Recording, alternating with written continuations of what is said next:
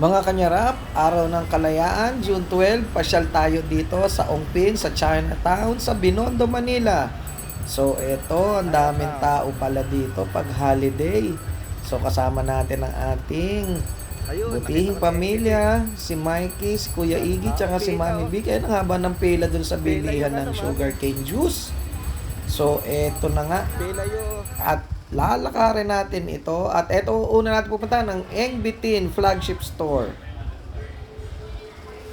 Ayan, ang kanilang mga kakaibang paninda dyan. Sumilip lang tayong konti. Alright?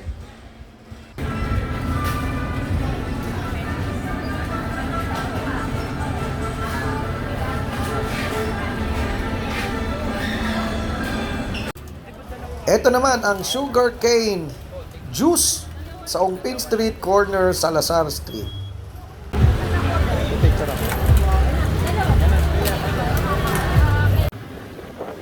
At dito naman ang original Shanghai fried siopaw. Grabe, pinipilahan. Meron siyang katabi doon, Hong Kong original naman. Pero mas pinipilahan ang original. Ayan, oh, daming tao. Fried siopaw. 35 pesos each. So, dinamihan na natin ng bili dyan. Alright. At ito siya, naka-plastic. Ayan, sandosena ang binili natin. Okay. At habang naghihintay tayo sa pila sa siopaw, bumili tayo dito ng inihaw na pusit. Nyarap! Ang sarap ng suka at sibuyas. Dito naman ay ang bicho-bicho at syempre fried siopaw din. Eng Bitin rice.